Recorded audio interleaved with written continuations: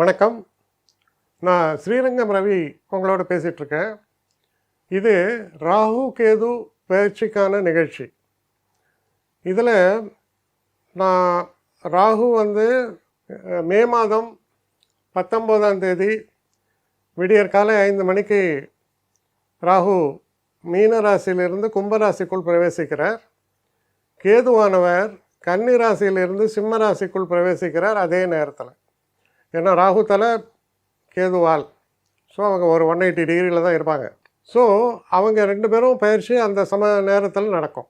நான் உங்களுக்கு எக்ஸ்பிளைன் பண்ணுறது எப்படின்னா, அந்த ராசிக்குள்ளே வருதுனால என்ன பலன், அது போக அந்த ராசிக்குள்ளே இருக்கக்கூடிய நட்சத்திரங்கள், இப்போ உதாரணத்துக்கு கும்பத்துக்குள்ளே இருக்கிற நட்சத்திரங்கள் என்னென்னா பூரட்டாதி 1, 2, 3 பாதம், அப்புறம் சதயம் 4 பாதங்கள், அவிட்டம் 3ஆம் பாதம் 4ஆம் பாதம். இதில் இந்த 9 பாதங்களை கொண்டது கும்பராசி. அப்போது அதுதான் நட்சத்திர சாரம்னு சொல்கிறோம். அப்போது பூரட்டாதி நட்சத்திரத்தில் என்ன பலன், சதயத்தில் என்ன பலன், அவிட்டத்தில் என்ன பலன் அப்படிங்கிறத சொல்கிறேன். அதே போல் அடுத்த அதோடைய 2ஆம் பகுதியாக கேதுவுடைய பயிற்சி எப்படின்னா, முதல்ல உத்திர நட்சத்திரத்தின் முதல் பாதம், அதுக்கப்புறம் பூர நட்சத்திரத்தின் 4 பாதங்கள், அதற்கப்புறம் மகன் நட்சத்திரத்தின் 4 பாதங்கள். ஸோ இதெல்லாம் முடிஞ்சு அவர்கள் இருவரும் அடுத்த பயிற்சி எப்போ நடக்கிறது அப்படின்னு பார்த்தீங்கன்னா 5th டிசம்பர் 2026ஆம் வருஷம். அப்போது இவங்க என்ட்ரி பண்ணுறது 19th மே, இதுலேருந்து எக்ஸிட் ஆகுது அப்படின்னா அது 5th டிசம்பர். ஸோ இந்த காலகட்டத்தில் நடக்கக்கூடிய விஷயங்கள் என்ன அப்படிங்கிறத நம்ம இப்போ சுருக்கமாக பார்க்கலாம். நிகழ்ச்சிக்கு போகலாம். ரிஷபராசி நேயர்களுக்கு ராகுவினுடைய பயிற்சி எங்கே நடக்கிறது, 11ஆம் வீட்டில் இருந்தார். அது ரொம்ப சிறப்பு தான். 10ஆம் வீடும் சிறப்பானது. ராகு 10ஆம் வீட்டுக்குள்ளே போகிறார். அது எப்போன்னா மே மாதம் 19ஆம் தேதி அது நிகழ்வு ஏற்படும். அதே நேரத்தில் கேதுவினுடைய பயிற்சி எப்படி நடக்கிறதுன்னு பார்த்தீங்கன்னா, கன்னி ராசியிலிருந்து சிம்ம ராசிக்குள் கேது பிரவேசிப்பார். முதல்ல ராகுவினால் வரக்கூடிய எஃபெக்ட்ஸை பார்த்துட்டு அதுக்கப்புறம் கேதுக்கு நான் வரேன். ராகுவை பொறுத்த வரையில் 10ஆம் வீட்டில் ராகுன்னா பரபரப்பாக இருப்பீர்கள்னு அர்த்தம். 10 கெரியர், தொழில் ஸ்தானத்தில் ஒரு ஒரு வசனம் சொல்லுவாங்க, 10ல் பாம்பையாவது பழுதையாவது போடு அப்படின்ட்டு. ஏன்னா 10ஆம் இடத்துல ஒரு கிரகம் இருந்தால் தான் ஆக்டிவேஷன் நல்லாயிருக்கும். அப்போ 10ஆம் வீட்டில் ராகு போனால் என்ன ஆகும், அடுத்து நான் என்ன செய்ய போகிறேன், என்னுடைய நிலையை நான் எப்படி உயர்த்தி கொள்ள போகிறேன். ஒரு சில நேரங்களில் எனக்கு சில டாஸ்கெல்லாம் கொடுத்துருக்காங்க. அந்த டாஸ்க்கை பற்றி எனக்கு தெரியாது, ஆனால் அந்த டாஸ்க்கை நான் லேர்ன் பண்ணி அதை மாஸ்டர் பண்ணுவேன். இப்படிப்பட்ட ஒரு கான்ஃபிடென்ஸ் எல்லாம் கொடுக்குறது, புது லேர்னிங், புது எக்ஸ்போஷர். சில நேரங்களில் கம்பெனி மாறணும் அப்படிங்கிற ஒரு உத்வேகம், இதெல்லாம் 10ஆம் வீட்டில் ராகு போகும்போது உங்களுக்கு ஏற்படும். சில பேர் பார்த்தீங்கன்னா சொல்லுவாங்க, சார் 12 வருஷமாக ஒரே கம்பெனியில் குப்பை ஓட்டிட்டேன் சார், பெருசாக முன்னுக்கே வரல சார் நானா அப்படின்னு ஃபீல் பண்ணுவாங்க. ஆனால் அந்த கம்பெனியில் எனக்கு ஒன்றும் தொல்லை இல்லை, சொந்த வீடு மாதிரி நான் போகிறேன் வரேன் எல்லாம் இருக்குது. ஆனால் நான் முன்னேறலையே, நான் சம்பாதிக்கணும் இல்லையா, அது சம்பாதிக்க முடியல என்னால், நான் வெளியில் மாறப்போகிறேன் அப்படின்னு அவன் பிளான் பண்ணுவான். நியாயம். என்ன ஆகும், சில நேரங்களில் 10 வருஷம் 12 வருஷம் ஒரு இடத்துல இருந்தீங்கன்னா, இவர் எவ்வளோ லோடு கொடுத்தாலும் தாங்குவார்ப்பா, அவர் பாட்டுக்கு அவர் ஒரு வேலையை செய்வார் அப்படின்னு உங்களை டேக்கன் ஃபார் கிராண்டட். இந்த மனுஷன் பண்ணானே, இவனுக்கு என்ன உயர்வை கொடுத்தோம், இவன் என்ன வாழ்க்கையில் முன்னேறினா அப்படின்னு பார்க்குறவங்க சில பேர் தான். எல்லாருக்கும் அந்த மனிதாபிமானம் இருக்காது. ஓடுற வரைக்கும் ஓட்டமே, பார்த்துக்கலாமே, இவன் போனால் அடுத்த ஆள், இவனை நம்பியா கம்பெனி ஓடுது. இப்படிப்பட்ட சிந்தனை உடையவர்கள் தான் நிறைய பாசஸ். ஏன்னா அவன் அந்த லெவலுக்கு வந்தால் அவன் சிந்தனை அப்படி மாறும். ஸோ இதில் முக்கியமாக நீங்கள் என்ன தெரிஞ்சுக்கணுன்னா, சில விஷயங்களை அசஸ் பண்ணி நம்ம மாற்றங்களை நோக்கி ஓடுகிறோம். அப்போ அந்த மாற்றங்கள் நிகழும். ஏன் நிகழும்? உங்களுக்கு 2ஆம் வீட்டில் குருவும் 11ஆம் வீட்டில் சனியுமாக இருக்காங்க. அப்புறம் ஏன் நிகழாதுன்னு தான் நான் சொல்லணும். நிகழும். என்னெல்லாம் ஆசைப்படுறீங்களோ நடக்கும். அப்போ 10ல் ராகு, ரைட். அப்போ 10ஆம் வீட்டுக்குள்ள ராகு இருக்காருன்னா, அந்த 10ஆம் வீட்டு அதிபதி யார், சனி. அவர் எங்கேயா இருக்கார், 11ஆம் வீட்டில்னா இருக்கார். லாபஸ்தானம் பிரமாதமாக இருக்குது, தொட்டதெல்லாம் வெற்றி. ஒரு பாட்டு வர மாதிரி காசு பணம் துட்டு துட்டுன்னு வரும். அதுதான் இந்த காலகட்டத்தில் சொத்துக்கள் வாங்கலாம், சுகங்களை பெருக்கிக் கொள்ளலாம், எல்லா நன்மைகளும் உங்களுக்கு நடக்கக்கூடிய ஒரு காலம். ஆனால் பரபரப்பாக செயல்படுவீர்கள். பரபரப்பாக செயல்படுறது ஒரு ஹெல்த்தி திங் டு ஹேப்பன். சோம்பேறித்தனமாக உட்கார்றது தான் நம்மளை வந்து ஸ்பாயில் பண்ணிடும். பரபரப்பாக செயல்படுறதுல எந்த பிரச்சனையும் இல்லை. இப்போது சாரங்களை பார்க்கலாம். முதல்ல 19 மே மாதம் 19ஆம் தேதி தொடங்கி கிட்டத்தட்ட 24 நவம்பர் வரைக்கும் அவர் செல்லக்கூடியது பூரட்டாதி நட்சத்திரம், குருவினுடைய நட்சத்திரம். உங்கள் ராசிக்கு எங்கே இருக்கார் அப்படின்னு பார்த்தா 2ஆம் வீட்டில் குரு சஞ்சாரம். அப்போ என்ன நடக்கும்? நான் ஏற்கனவே சொல்கிறேன், அவர் சனியோடைய பலன் கொடுக்குறார். சனி போய் 11ல் உட்காந்துருக்கார். 11ல் உட்காந்தா எல்லா இடத்துலையும் வெற்றி. வழக்கு வியாஜியங்களாக வெற்றி, பணமாக வெற்றி, சொந்தமாக லேண்ட் வாங்குகிறேன், பில்டிங் வாங்குகிறேன், எல்லாம் நடக்கும். அப்போ இதுக்கெல்லாம் காசு பணம் துட்டு துட்டு எங்கே வரும்? 2ல் குரு கொடுப்பார். அதை 2ஆம் இடத்துல குரு. அப்போது சொல்லுவாங்க, அந்த பெண்கள்லாம் சொல்லும் போது பருத்தி புடவையாக காய்ச்சிதுமாங்க, மரத்தில் வந்து படம் காய்ச்சி தொங்குது அப்படிம்பாங்க. படமாக தொங்குது இலை மாதிரி பறிச்சுக்கலாம் அப்படிங்கிற மாதிரி. அது மாதிரி நிலை உங்களுக்கு. There is a huge opportunities to make money. சொல்லுவாங்க, காற்றுள்ளவதே தூற்றிக்கோன்னு. எப்போ பணம் வரவு நன்றாக இருக்கிறதோ அப்போ மேக்ஸிமைஸ் பண்ணிக்கணும். அந்த நேரத்தில் நான் பணத்தை சம்பாதிக்கிற நேரத்தில் பணத்தை சம்பாதிப்போம், ஞானத்தை சம்பாதிக்கும் போது ஞானத்தை சம்பாதிப்போம். ஸோ எல்லாமே தேவை மனுஷனுக்கு. எல்லாமே ஒரு பேலன்சிங் ஆக்ட் தான். அப்போ பணத்தை சம்பாதிக்கக்கூடிய காலம். புதிய தொழில் தொடங்கலாமா? 100% தொடங்கலாம். 10ல் ராகு இருக்கும்போது புது தொழில், புது வெஞ்சர். அது ஐடி ஃபீல்டாக இருக்கலாம், இல்லை பெரிய ஹோட்டல் ஓப்பன் பண்ணுறேன்.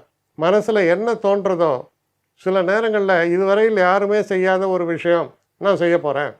உங்களுக்கு ரொம்ப ஆச்சரியமாக இருக்கும். இன்றைக்கி பாருங்கள், எவ்வளோ பேர் இருக்காங்க. ஸ்விக்கின்னு இருக்கிறான், டன்ஸோன்னு இருக்கிறான், எல்லாம் ஊபர் இருக்கான், எல்லாம் என்ன பண்ணுறான்? வயசானவங்க எவ்வளோ பேர் முடியல, கடையில் போய் சாமான்லாம் வாங்கிட்டு வர முடியல, இவன் ஆன்லைனில் ஆர்டர் பண்ணால் வீட்டில் கொண்டு டெலிவரி பண்ணுறான். அவன் மல்டி க்ரோர் கம்பெனி. அப்போ என்ன இது? அதுக்கெல்லாம் எண்ணம், ஐடியாஸ். இதுதான் 10ல் இருக்கிற ராகு. புதிய கண்டுபிடிப்புகள். இங்கே எங்கே கேப் இருக்குது, எங்கே நான் நுழையலாம். பாம்போடைய தன்மை என்னென்னா, எப்போவுமே சின்ன டியூப் மாதிரி வச்சிங்கன்னா அது உள்ளே போட பாம்பு. பைக்கில் நிறுத்திருப்பான். கரெக்டாக பார்த்தீங்கன்னா அந்த பைக்கோட அந்த எக்ஸாஸ்ட் பைப்புக்குள்ளே போயிடும். அதுக்கு அந்த சின்ன ஹோலில் போனால் தான் ரொம்ப சேஃபாக இருக்கிறது தான் நினைப்பு. மண்ணில் ஹோல் தான் அதில் போடும். ஸோ ராகு gaps, identifying the right gaps. இப்போ நான் சொன்ன இந்த இது வந்து இப்போ சமீப காலத்தில் கண்டுபிடிப்பு. ஆரம்பத்தில் என்ன நினைப்பாங்க, டேய் வயசானவனுக்கு ஏதோ உப்புமா வாங்கின்னு வந்து போடுறான்டாவன் அப்படின்னு. இன்றைக்கி அது பெரிய தொழில். ஏகப்பட்ட பேர் போட்டு நடத்திட்டுருக்கான். இவ்வளோதாங்க லைஃபு.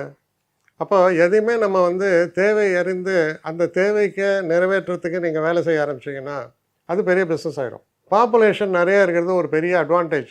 என்ன அட்வான்டேஜ்னா, சர்வீஸ் இண்டஸ்ட்ரிக்கு பெரிய அட்வான்டேஜ். எல்லாம் பண்ண முடியும் உங்களால். இப்போ ஒரு பேனா பென்சில் மேனுஃபேக்சர் பண்ணிங்கன்னா கூட போதும், நிறைய விற்க முடியும். ஏன்னா அவ்வளோ பேர் இருக்கான் உங்கள்கிட்ட வாங்கி எழுத. ஸோ எதுக்காக சொல்ல வரேன்னா, இந்த ஒரு டெவலப்மெண்ட்ஸு இதெல்லாம் வந்து வெரி மச் இந்த ஆன்வல். குறிப்பாக எந்த ஒரு காலகட்டத்தில் ராகு தன்னுடைய சொந்த நட்சத்திரத்தில் போகக்கூடிய ஒரு காலகட்டம், சதய நட்சத்திரத்தில். அப்போ சதய நட்சத்திரத்தில் அவர் எப்போ போகிறார்? நவம்பர் மாதம் 24ஆம் தேதி தொடங்கி கிட்டத்தட்ட ஆகஸ்ட் மாதம் 1ஆம் தேதி வரை 2026ஆம் வருஷம் அவர் அதில் போகிறார். இந்த ஒரு காலகட்டம் உங்களுக்கு பெரிய அளவுக்கு கை கொடுக்கும். சில புது ஐடியாஸ், சில புது விஷயங்கள், இதெல்லாம் தொழிலில் இது போல். அதான் சொல்லுவாங்க, திங்கிங் அவுட் ஆஃப் பாக்ஸுமா. அதாவது எப்போவுமே நம்ம ஊரில் என்ன பழக்கம்னா, முந்தின ஆள் என்ன செஞ்சாலும் அதை நம்ம தொடர்ந்து அதை எடுத்து செய்கிறோம். ஆனால் முந்தின ஆள் செய்யாத ஒரு விஷயத்தை நான் செய்கிறேன் அப்படிங்கிறதான் டிஃப்ரெண்ட் வே ஆஃப் திங்கிங். அந்த தாட் ப்ராசஸ்க்கு ஓப்பன் பண்ணுவார் ராகு. அப்போ என்ன ஆகுது? புதுமை. 10ஆம் இடம்னா தொழில், கெரியரில் சில புதுமைகளை செய்ய போகிறீங்க நீங்கள் அப்படின்னு அர்த்தம். அப்படி அந்த புதுமைகளை செய்யும்போது என்னாகும்? மிகப்பெரிய வெற்றிகளை உங்களால் சாதிக்க முடியும். அப்போது என் வழி தனி வழி, கண்டுபிடிவோம் வழியை. அந்த வழி தனி வழியாக இருக்கும், வெற்றியை தரக்கூடிய பாதையாகவும் இருக்கும். அப்படிப்பட்ட ஒரு காலம். கடைசி பார்ட் என்ன, ஆகஸ்ட் 1ஆம் தேதி தொடங்கி டிசம்பர் 5ஆம் தேதி வரையில் செவ்வாயினுடைய நட்சத்திர சாரத்தில் அவர் செல்கிறார்.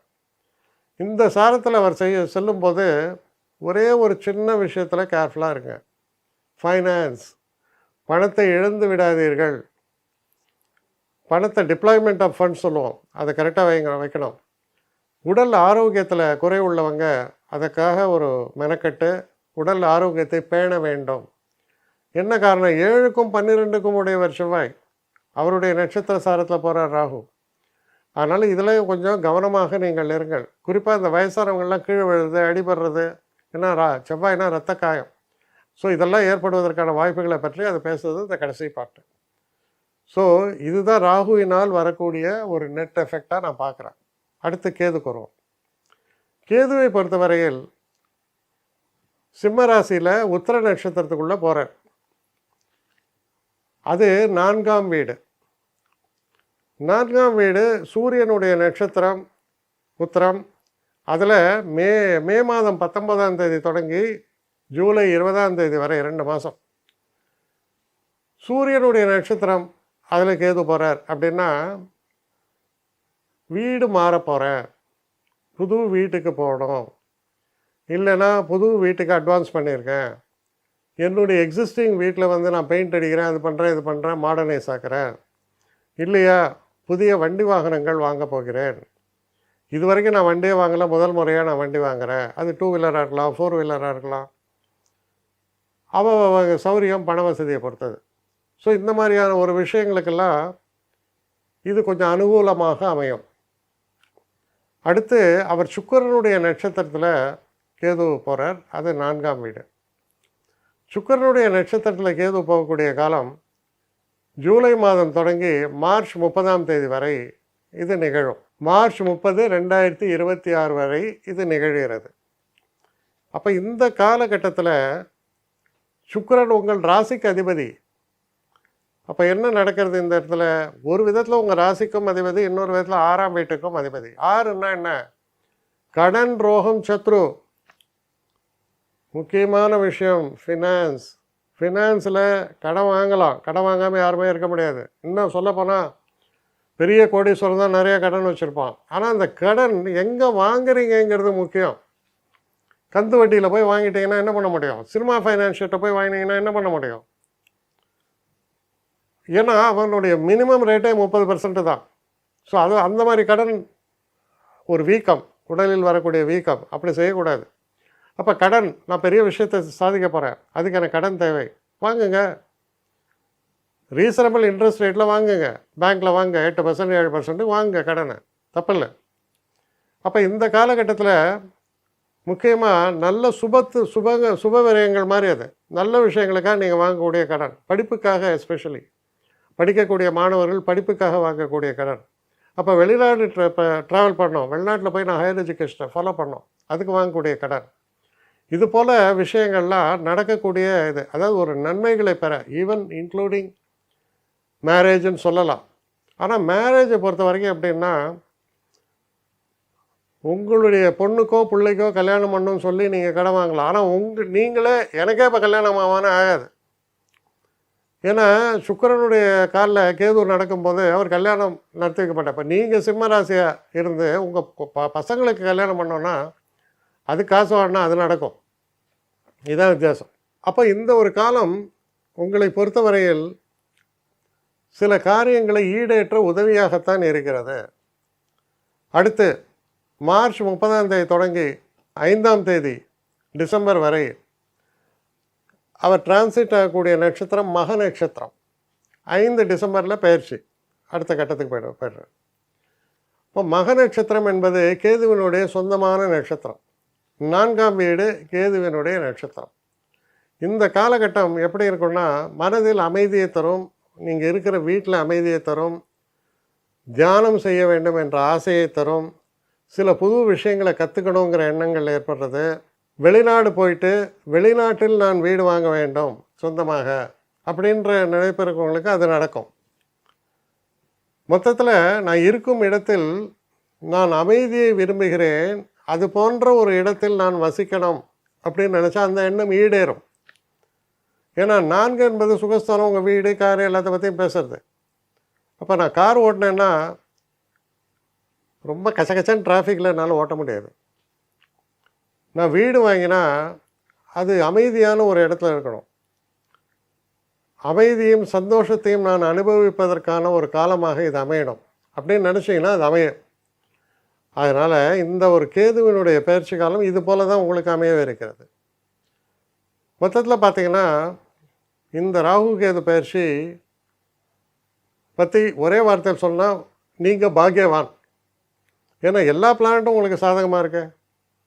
பாக்கியவான், சிறந்த காலம், சரியாக பயன்படுத்தி கொள்ள மிகப்பெரிய முன்னேற்றங்களையும் வெற்றிகளையும் உங்களால் காண முடியும். அப்படிப்பட்ட ஒரு காலத்தில் இது அமைகிறது. என்னை காண்டாக்ட் பண்ணணும்னு நிறைய பேர் நினைக்கிறீங்க. தயவு செஞ்சு என்னை காண்டாக்ட் பண்ணுறதுக்கு ஒரு மெயில் அனுப்புங்க. srirangamravi1@gmail.com. இது ஸ்க்ரீனில் பார்க்கலாம், இது அப்பியர் ஆகும். இந்த மெயிலுக்கு எனக்கு அனுப்புங்க. எனக்கு நிறைய பேர் அனுப்புகிறீங்க, நான் ஒருத்தன் தான் அதை பார்க்குறேன், செய்கிறேன். ஏன்னா இது வேகமாக செய்யலாம் முடியாது. ஒரு நாளைக்கு ஒரு 3 பேர் பார்ப்போம், 4 பேர் பார்க்குறோம். அதனால் கொஞ்சம் டிலே ஆகுது. கட்டண சேவை தான். இந்த கட்டணத்தை செலுத்திய பின்பும் கிட்டத்தட்ட ஒரு 5-6 நாள் ஆகும். சில பேர் நினைக்கலாம் கட்டணத்தை செலுத்தின உடனே அடுத்த நாளே பார்க்கணுன்ட்டு. அப்படி என்னால் முடியல. கொஞ்சம் பொறுமையும் நிதானமும் தேவையும் இருப்பவர்கள் நிச்சயமாக காண்டாக்ட் பண்ணுங்கள். என்னுடைய பெஸ்ட்டு சர்வீஸு உங்களுக்கு கண்டிப்பாக உண்டு. வணக்கம்.